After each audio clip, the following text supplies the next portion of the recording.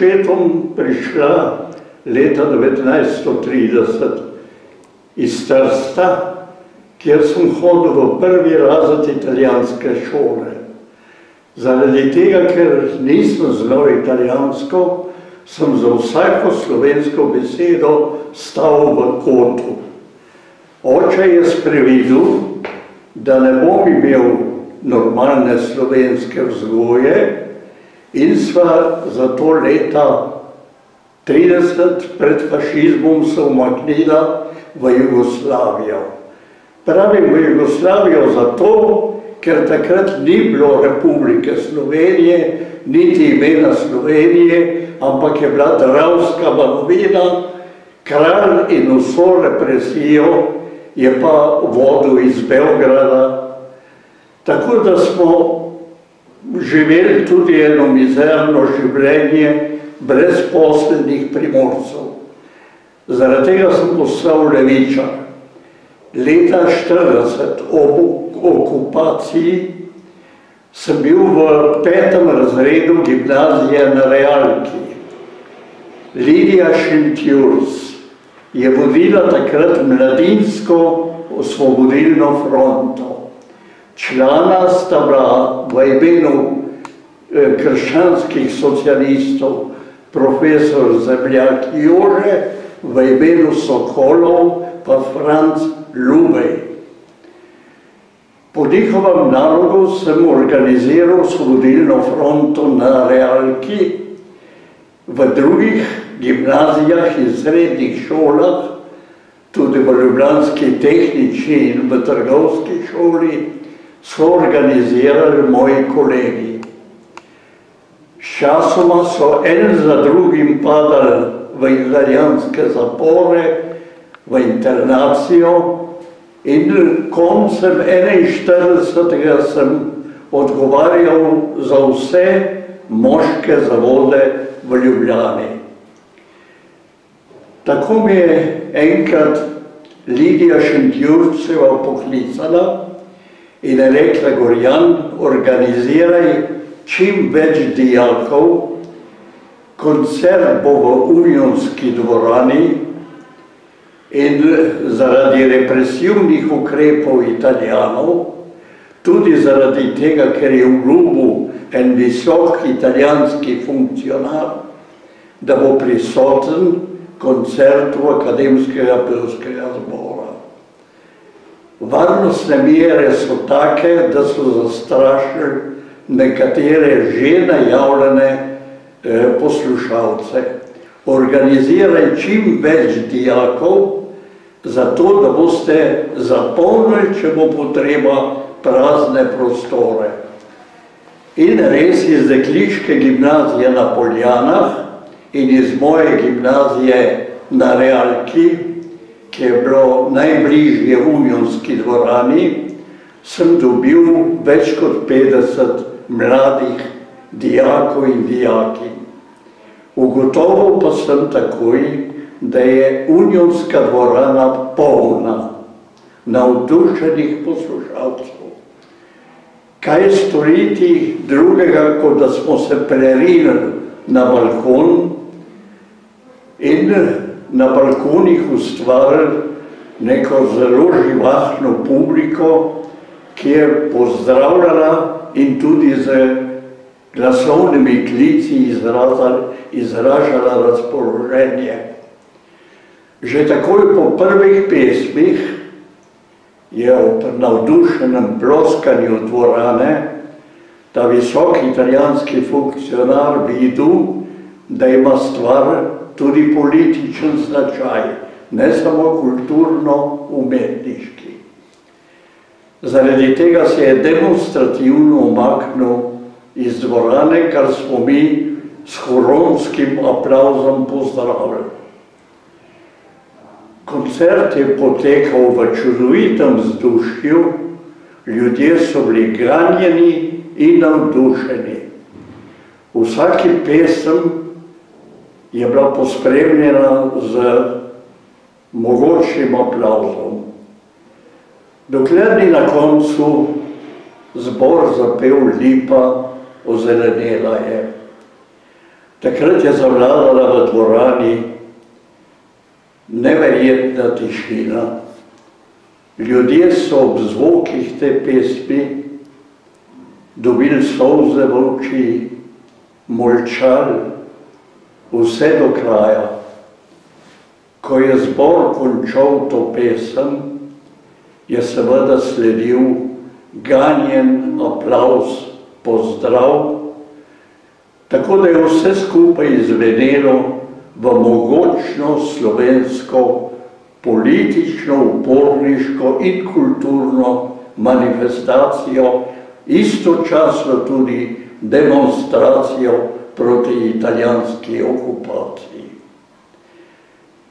Mi smo se šele kasneje zavedali, da je bila to poslovilna pesem za proglašen strani Osvobodilne fronte kulturni mok, katerega so številne zavedne kulturne organizacije in pa posamezni kulturni delavci spoštovali do konca vojne.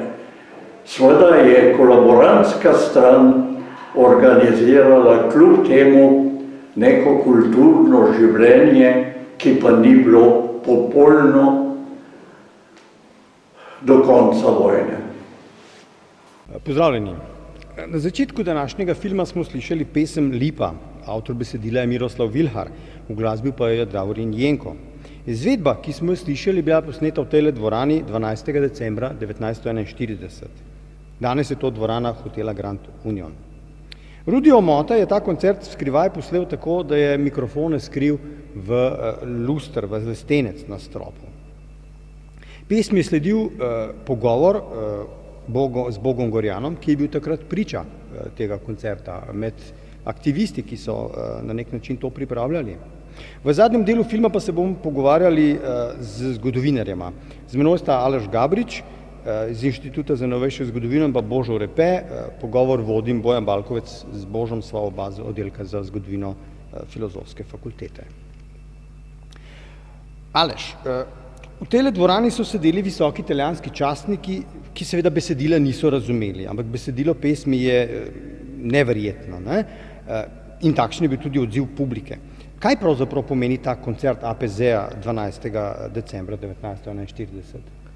Pravzaprav ta koncert pomeni zaključek prve faze okupacijske kulturne politike, ki je v letu 1941 delovala na poskusih zbližanja slovenske in italijanske kulture.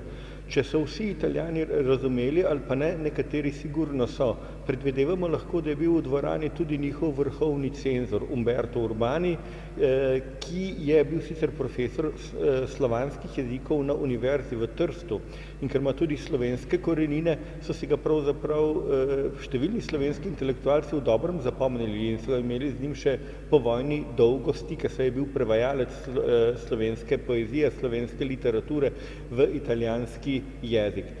Tisti zaključek, torej bom rekel po svoje kar ovacije slovenstva in poziv k uporništvu, pa pravzaprav nakazuje konec, kot sem omenil, te prve faze italijanske politike, da ta politika poskusi zbližanja slovenske in italijanske kulture ne bodo uspeli. Konec koncev, že v letu 1941 smo nekaj takih točk tudi imeli. Mislim, med gledališčniki, ki so pribežali iz mariborskega gledališča, so ustanovili Vesel teater, torej Podkrajškovo gledališče, ki je se skeči v medigrah v Narodnem gledališču tudi imel veliko tovrstnih skritih poant. Recimo so imeli v enem nastopu pesem Na planince, ki so jo tako predelali besedilno, da so seveda tisti v dvorani v času porajanja prvih partizanskih enot natanko vedeli, kaj pomeni plaziv, da bojo podprli naše planince. Zgodbo so pa skečem odvili tako vsiljivega nemškega alpinista, ki pleza v hribih in se dobrika domači slovenski planšarici, pa ga na to Slovenci preženejo z hribov. In se pravi, v času porajanja prvih partizanskih enot so vsi v dvorani vedeli, kaj to pomeni. Tako kot so seveda pri Lipa zelenela je, da bo Lipa spomladi obrodila, in če pomislimo, kaj se je zgodilo spomladi leta 1942, so verjetno večina Slovencev zelo dobro razumela, rekel bi pa tudi, da del italijanskih oficirjev. Kulturniki so bili med ustanovitelji Osvobodilne fronte, ena od ustanovnih skupin, pa še celo sam sestanek ustanovitev, torej Osvobodilne fronte je bila v hiši kulturnika Josipa Vidmarja. Politične stranke so bile seveda pred vojno, pa seveda ob začetku vojne politično razporejene po celem diapazonu. Z začetkom vojne so se nekatere odločile počakati, nekateri so se odločili za upor. Ti si svojo knjigo Božo naslovil s Puško in knjigo. knjiga o drugi svetovni vojni v Sloveniji. Ampak pravzaprav puško so imeli oboj, ne? Knjige pa tudi. Ja, torej, kar zadeva kulturnike, je gotovo to drži. Na ustanovnem sestanku Osvobodilne fronte so bili 3, kar je seveda glede na majhno skupino zelo veliko.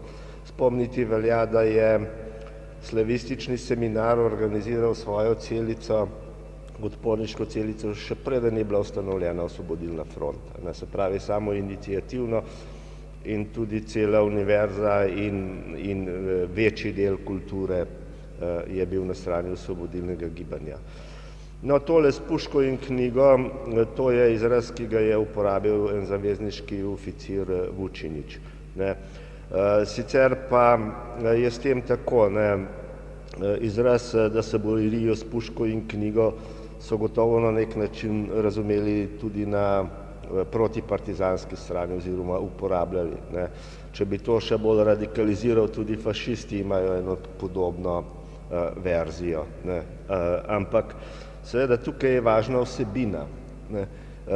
Italijanski fašizem in s tem povezan boj s puško in knjigo, če to vzamemo pač kot enega od njihovih motov, ki ni bil sicer zelo v ospredju, je bil boj za superiornost neke italijanske kulture. Podobno, torej to je rasistična kultura, to je pač v smislu, kot so imeli nacisti. In to, kar je povedal Aleš, ta začetna faza nekega zbliževanja je bila mišljena kot prehodna faza, se pravi toliko, da se Slovenci malce navadijo, potem bo pa samo italijanščina, samo italijanska kultura, ki je mnogo višja od italijanske in bo prevladala. Protipartizanska stran se je seveda tudi sklicevala na kulturo, saj nekaj časa so tudi oni podeljevali neke vrste ljubljanske Prešernove nagrade. Ampak problem je bil v tem, da ni imela jasnih ciljev, da je bila razdvojena, ni znala artikulirati tega, kar pravzaprav artikuliralo partizansko gibanje. To je pa borba, trpljenje, upanje. To so stvari, ki so dale energijo, ker je umetnost angažirana ali je pa pač ni. To je dejstvo. Tako da partizanska kultura, umetnost je bila eksistenčnega pomena, je bil del države, eden od pomembnih stebrov države, ki je nastajala, poleg političnih organov, gospodarstva, vojske in tako naprej. To je bilo razumljivo samo po sebi. Včasih so partizanski voditelji celo poslušali očitke, da so pozabili na jugoslovanstvo.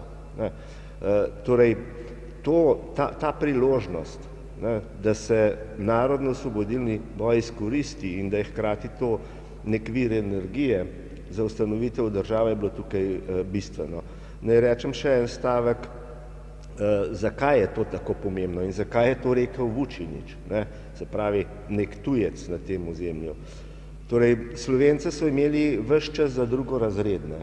Če gledate diplomatske arhive po prvi svetovni vojni, brez izjeme, pri Američanih, pri Francozih, pri Britancih še posebej, je to en nizek narod brez kulture, brez nekega potencijala, podrejen sosedom, zlasti nemštvu, ni vreden, ne bori se zase, ni vreden, da se z njim sploh kdo ukvarja. Vse, kar je vredno, je, da se pač to ozemlje in ljudi, ki so tam, razdeli.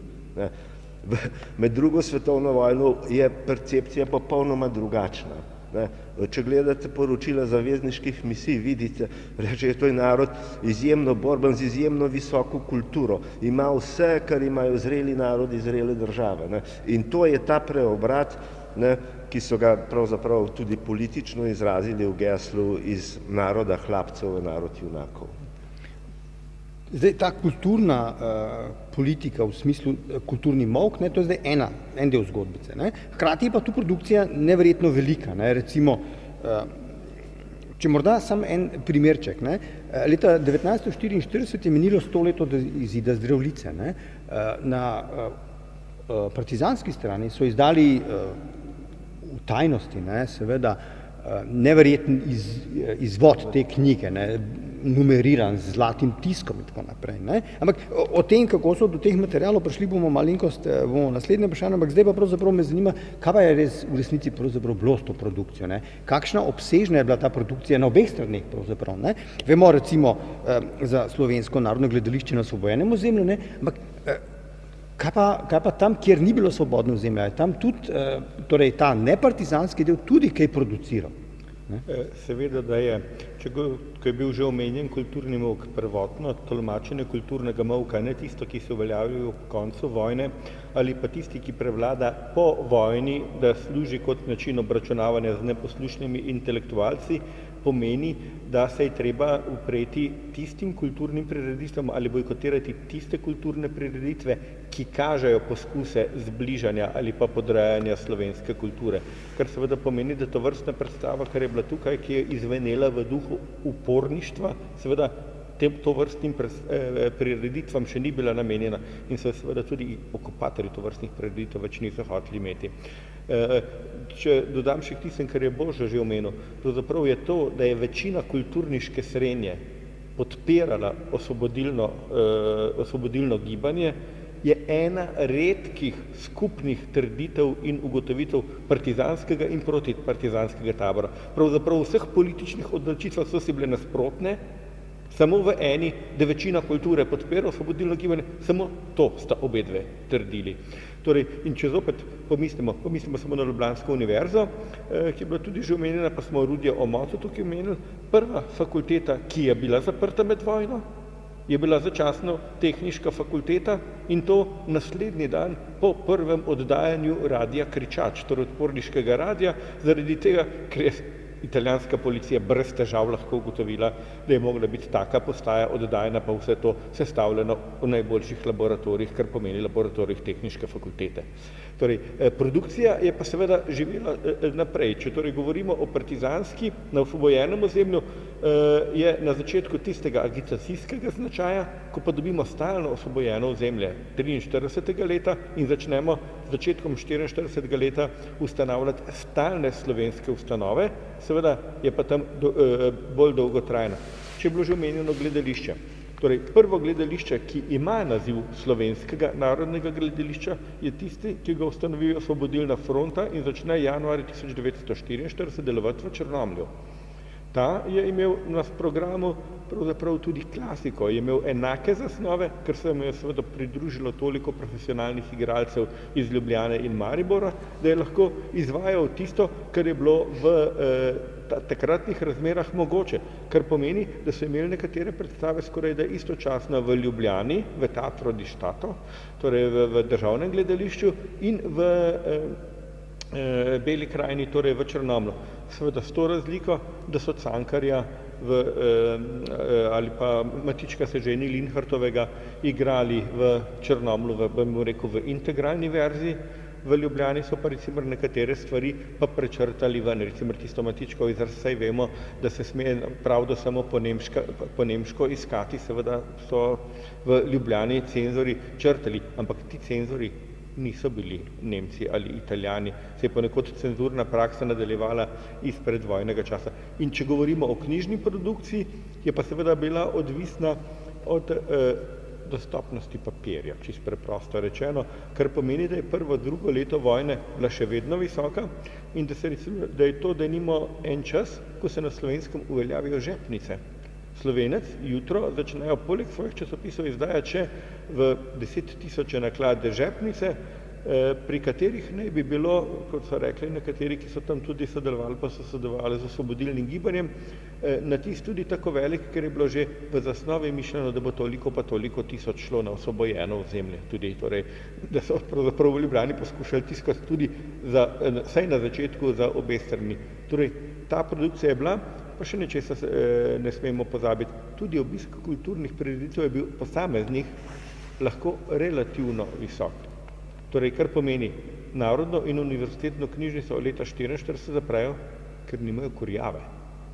Prej so študentje pa številni Ljubljančani v knjižnico hodili tudi zaradi tega pozimi, da se pogrejejo. In za gledališče denimo velja enako. Omenil si zdaj papir, ne?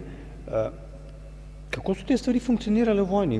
Presneto, se kar tako ne moreš nabaviti papirja, pa ne samo papir, pa tiskarska barva ali pa recimo neke drugi pripomočki, ki jih rabiš za tiskarno, ali pa ne vem, slikarji potrebujejo nek material. Kako so do tega materiala sploh prihajali recimo na osvobojenem ozemlju? Vemo, ne, da tisti, ki pač so pod okupacijskim z okupatorjem sodelujo, tisti nekako legalno pridejo do zadeve. Ne. Ti moraš pa ilegalno nabaviti, pa papir so neke bale ali pa kaj podobnega, barvo, to ne moreš iti kar v trgovino. Ker je že Božo omenil, prve celice so bile pravzaprav kulturniku že ustanovljene pred osvobodilno fronto in ta razširjenost mreže, torej slovenski upor se razlikuje od ostalih uporov tudi v Jugoslaviji potem, da aktivno deluje pravzaprav tudi na okupiranem ozemlju. In večino teh stvari so nabavljali tam, kjer se je dalo, na legalni strani.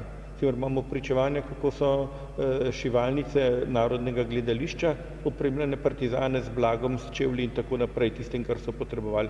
Za papir je šlo enako. Ali pa če zopet preskočim v leto 1944, ko je Znanstveni inštitut začel že pripravljati gradivo za povojno obdobje, torej za zahteve za meje, če jim je knjige, če so jim kaj manjkali, so naročili svojim celicam v Ljubljani, dobite nam iz knjižnice te in te knjige, rabimo jih za to in to. In so jih pač po svojih kanalih dobili.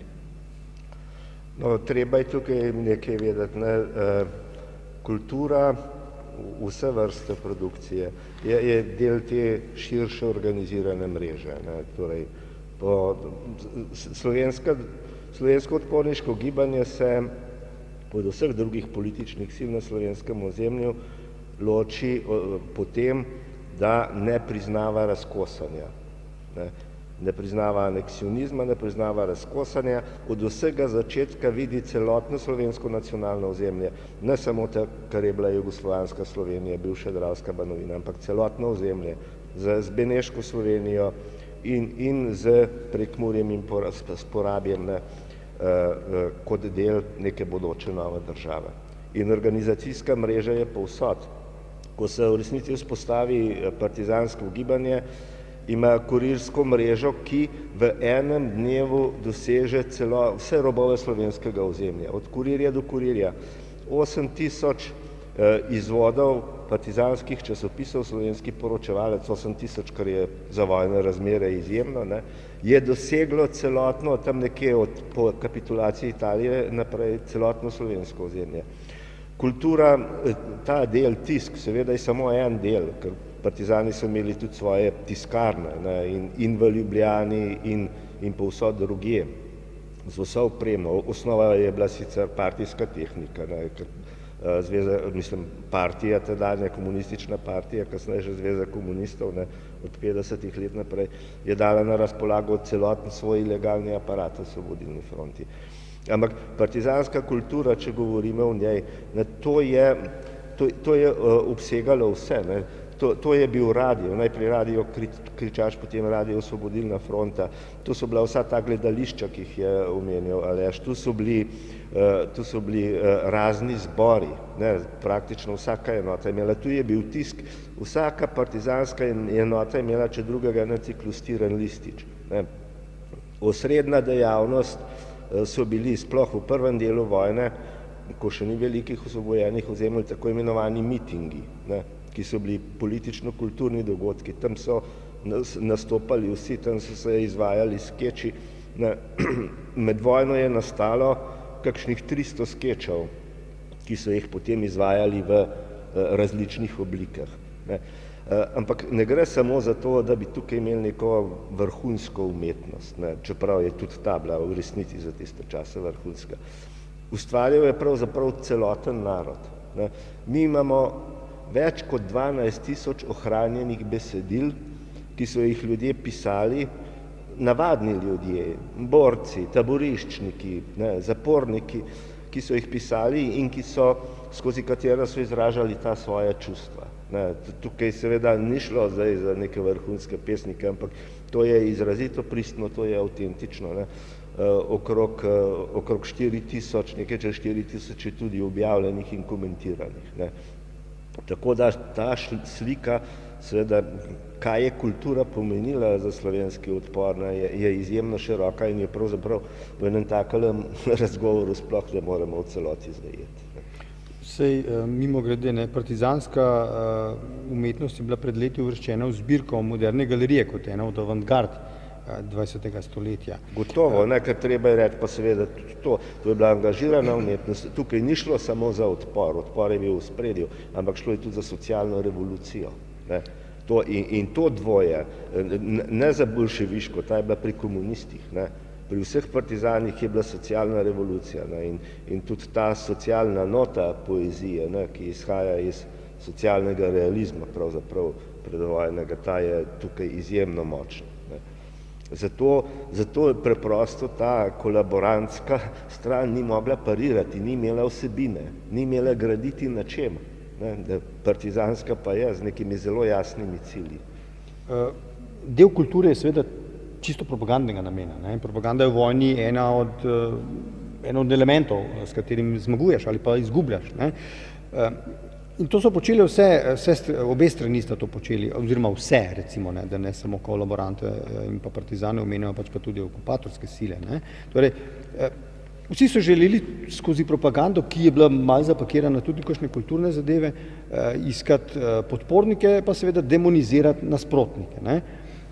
Recimo grafike Nikolaja Pirnata, pa Franceta Miheliča, ali pa na drugi strani seveda Beranek pri domobrancih, recimo, ali pa pri pesnikih imamo tudi dva taka antipoda, morda, tako pač se kaže, Kajuha recimo in Balantiča, oba umrla mlada v vojni. Po osamosvojitvi Slovenije pa smo bili priča preimenovanja mnogih po partizanih ali nekih drugih zaslužnih, morda bolj, morda manj, osebah, preimenovanja, ki so šla v smeri izbrisa imena kot takega, ali pa celo, da je šlo za zamenjavo. Ni šlo zdaj v tem primeru zamenjavo pri poimenovanju knjižnice v Kamniku po Balantiču, ampak zdaj debate so pa potem šle v smer, da se da ločevati oziroma da moramo ločiti med osebo kot umetnikom in osebo kot celoto. Ali lahko to pravzaprav res naredimo, da ločimo posameznikov kulturni angažma od njegovega političnega oziroma sicer življenjskega angažmaja? To je sicer stvar pristopa, ker lahko analiziramo samo Kajuhove ali pa samo Balantičeve pesmi ali pa napišemo njegov življenjepis. Ampak jaz bi pravzaprav, ker se je že omenil po letu 1990, skočimo do danes. Danes nam velja približno nek pregled lanskega stanja v kulturi in največjih dosežkov, štejemo Prešernov dan in podelitev Prešernovih nagrad, da vidimo, kdo so najzaslužnejši kulturniki, ki so v zadnjem letu nekaj storili. Ne smemo pozabiti, Prešernov dan je bil uzakonjen zadnjo leto vojne 1945. leta, torej na osvobojenem ozemlju. Za to posebnost je bil izdelan poseben Prešernov portret, ki je bil zopet za takratne razmere visoki tehnologiji v časopisnem papirju objavljen in kulturniki na osvobojenem ozemlju so naredili enotedenske prireditve pred Prešernovim praznikom, kjer so imeli slikarsko razstavo najuglednejših takratnih slovenskih umetnikov, torej tisti, ki so bili na osvobojenem ozemlju in ki so konec koncev vsi bili po vojni naši najbolj ugledni predvsem grafiki, pa tudi slikari. Za grafiko je bilo seveda takrat več možnosti. V tistem tednu je Slovensko narodno gledališče na osvobojenem ozemlju pravzaprav ponovilo svoj kompletni repertoar. Izdali so toliko pa toliko časopisov, toliko pa toliko spominov. Torej so v en teden stisnili vso tisto produkcijo, pri katerem seveda niso hoteli prikazati toliko propagandne vloge, kot so hoteli prikazati slovensko kulturo, kakršna naj bi bila po vojni. Torej, v tistem smislu ni nujno tudi med vojno, da je umetnost propagandna. Pravzaprav jo lahko tako razumemo, pa je že brez tega umetnost. Konec koncev so tudi na partizanski strani, ampak so leta 1944 na hitro utišali, imeli tako imenovane partizanske breze. Torej, to pomeni poskus, ko so imeli eno partizansko razstavo slikarsko, da sedaj ali pa po vojni bojo pa slikali samo take breze, na katero bo prislonjena partizanska puška ali pa na kateri bo kakšen porušena hiša zraven, da se vidi, da je to naša partizanska pokrajina. Partizanski grob. Partizanski grob. Torej, in te prenapeteže so že kulturniki v partizanih imenovali potem pejorativno partizanske breze. Torej, kultura mora dobiti svojo vlogo tudi brez tega propagandnega odtenka in to so pravzaprav partizanski kulturniki nakazali že v tistem Prešernovem tednu, ki mu je na to sledila prvo praznovanje Prešernovega dneva kot kulturnega praznika Slovencev. To je povsem točno. Če pogledate, če analizirate partizansko kulturo oziroma kulturo odporniškega gibanja, ki je seveda mnogo širša, boste videli, da je izrazito pluralno. Tudi ustvarjalci so pluralni. Prvi partizanski pesnik, če tako rečemo, vemo, da je bil Oton Župančič, ki je bil pesnik slovenskega liberalnega meščanstva. Pa je začel s tisto svojo pesmijo, veš, pojet svoj dolg, nimaš nič besed, kaj zagrineš se v molk in tako naprej. Tukaj je bila cela paleta zelo raznovrstnih piscev. Eni z izrazito revolucionarno konotacijo, drugi bolj s poetično konotacijo. Imeli ste recimo ustvarjalce, ki so bili sami po sebi enfant terrible vsake družbe, kot recimo Vitomil Zupan, že pred vojno, med vojno in po vojni, kot vemo, ki ga ne moreš uvrstiti med neke agitpropovske recimo umetnike ali kakorkoli. Druga stvar, ki bi jo rad rekel glede Balantiča in Kajuha. Jaz mislim, da nista primerljiva. Primerljiva sta postala potem v 90-ih letih po osamosvojitvi, ko se je začelo nekakšno uravnoteženje tega. Tudi jaz sem jih dal skupaj v učbenik, najbrž tudi Aleš, in od vsega eno pesmico, ampak to je bil duh tistega časa. V resnici je pa tako, jaz sem se z Balantičem srečal sredi 70-ih let, kot študent slovenščine in zgodovine na Pedagoški akademiji. Dobili smo njegovo to muževno stebliko, ne spomnim se več kako, ali je bila kopija tukaj iz Nuka, iz te emigrantske zbirke, ali je bila pretihotapljena. Mi smo o tem veliko razpravljali in to moram reči ljudje, ki so kar vedeli nekaj o tem. Slovenščina je bila resen študij. To so bila predavanja vsak dan, vaje, vsak dan seciranje vseh stavkov srednjeveške, recimo neke literature do Svetlane Makarovič, ki je bila takrat nekako na vrhu slovenske poezije. Imeli smo svoj krožek, vsi smo mislili, da smo neki pesniki, smo pisali, naš vodja je bil pokojni profesor Gregor Kotjan, izdajali smo svoj časopis, imeli smo kulturne večere na podstrešju Stiškega dvorca ob svečah, ker nam je to pač fakulteta dovolila, takrat akademija. In mi smo nekaj vedeli, to hočem reči o poeziji. In ni bilo enega človeka tam med nami, ki bi rekel, da to je pa taka vrhunska poezija, da se jo da primerjati s Kajuhom ali s kom drugim. To je, seveda ne moremo odrekati neke vrednosti, ampak vrednost so ji odrekali že Balantičevi, saj mu niso izdajali nič, dokler on ni postal pač nek mučenik za njih. In v tisti poeziji ni energije, ni cilja, ni ljubezni, razen morda ljubezni do Boga in tako naprej. So neke slutnje smrti in tako naprej.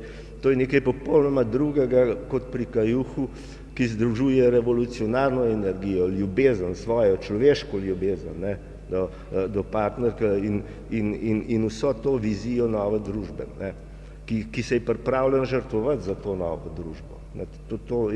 To se izraža skozi to njegovo poezijo. Zato mislim, da to ni. Mislim, tu moramo biti tukaj vendarle po teh letih dovolj zreli, da vidimo te razlike.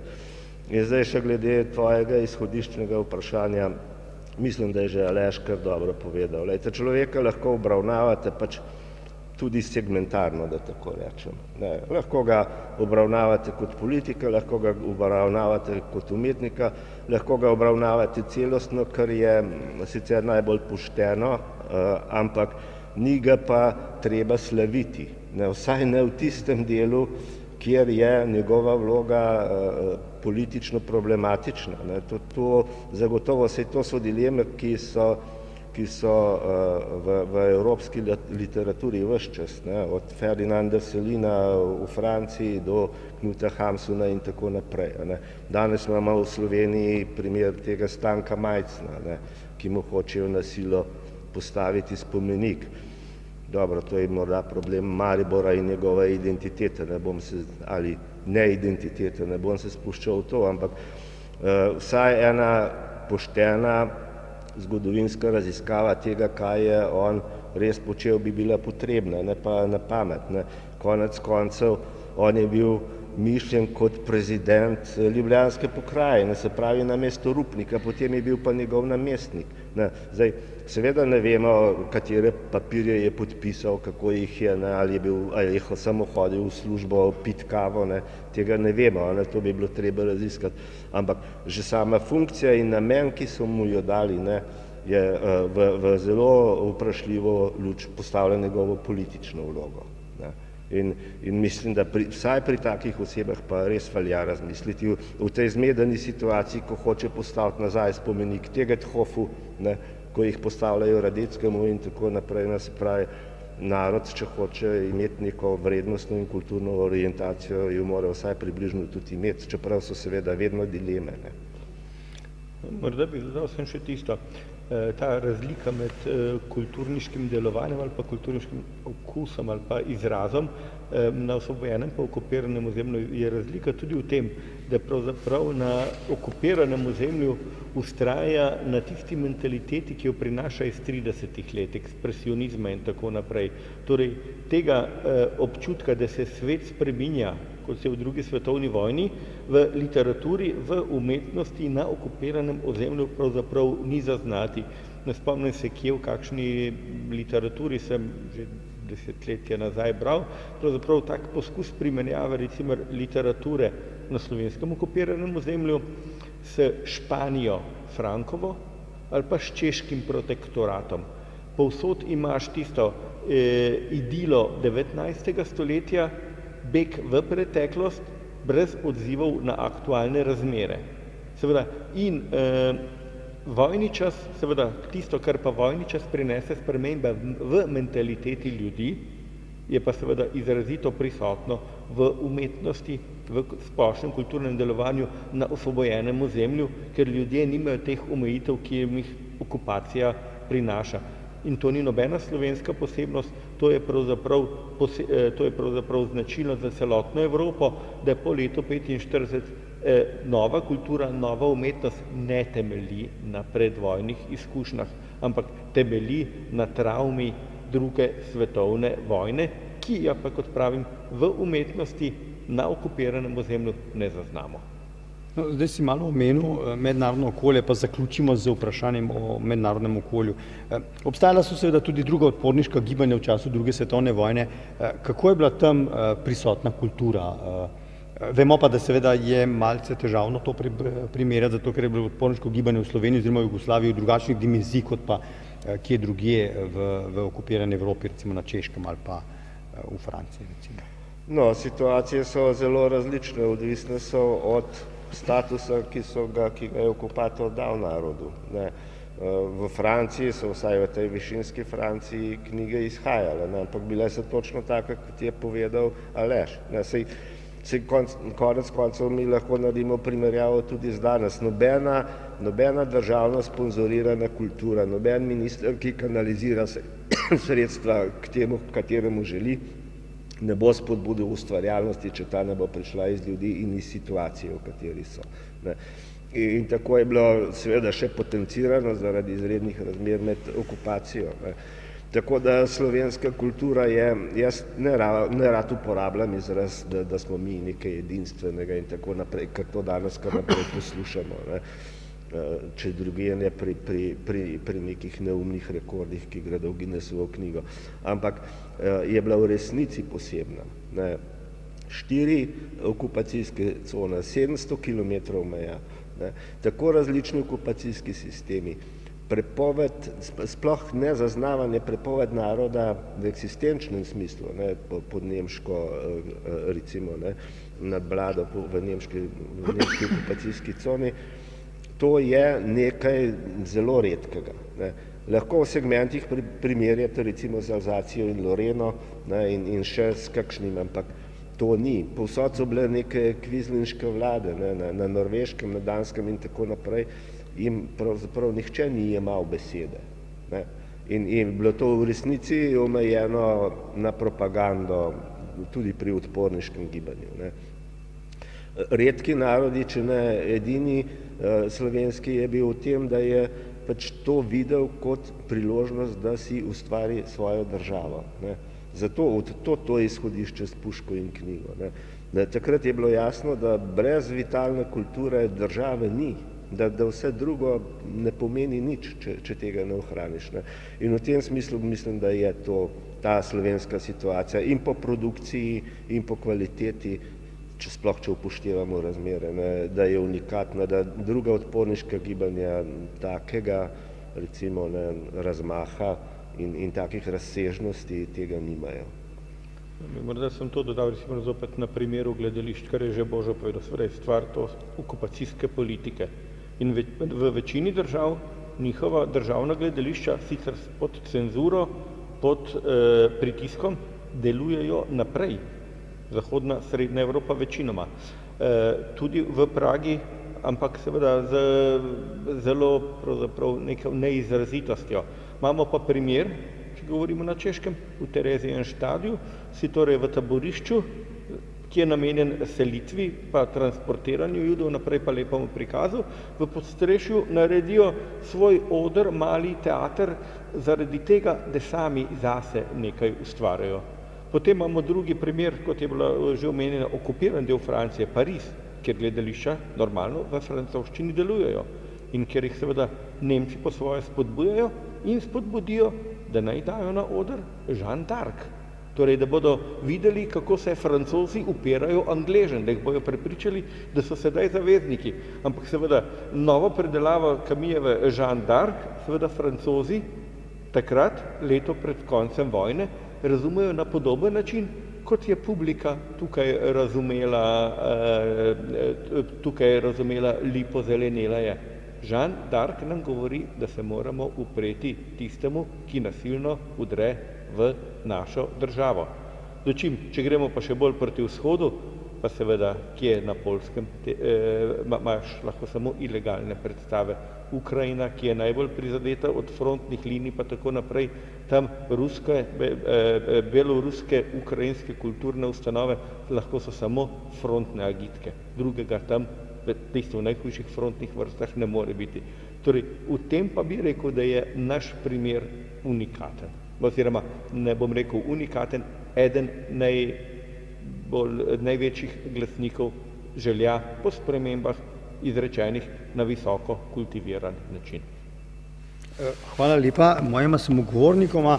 Tale pogovor smo posneli po 80-letnici koncerta Akademskega pevskega zbora Franceta Marota v Unionski dvorani. Vse naše gledalce pa vabimo, da se naročijo na naš kanal in spremljajo tudi naše naslednje pogovore.